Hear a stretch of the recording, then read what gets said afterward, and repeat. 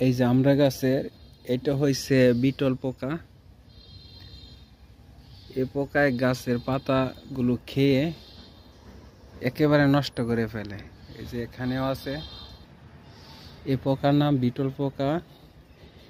এটার জন্য গাছের একটা পাতাও থাকে না, গাছটাকে পাতা শূন্য করে ফেলে। মাত্র শুরু হয়েছে খাওয়া, 2 দিন যাবত দেখতেছি, আগে দেখি নাই, কিন্তু মারতেও ইচ্ছে হইতেছে না। পোকাগুলো দেখতেও সুন্দর লাগতেছে। এই যে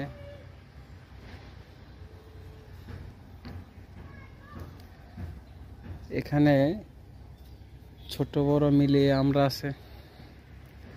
আর এইটা 12 মাসি জাত, বেশ আমরা হয়ে থাকে। বড়গুলো খেয়ে ফেলছি এদিকে।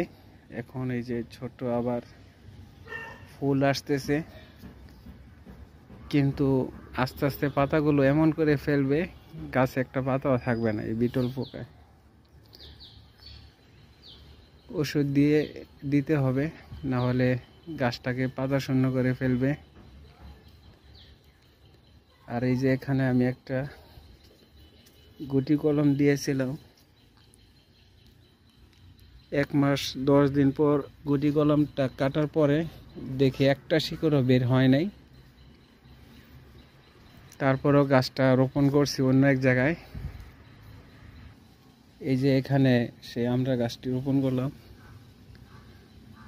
সবগুলো পাতা ঝরে পড়ে গেছে, ভাবছি মরে যাবে, কিন্তু এর মাঝে ওই যে শাখা বের হইতেছে ছোট ছোট। মনে হয় গাছটা টিকে যাবে। এর থেকে বুঝতে পারলাম যে আমরা গাছ ডাল লাগাই দিলেই হয়, তবে নিয়মিত পানি দিতে হবে।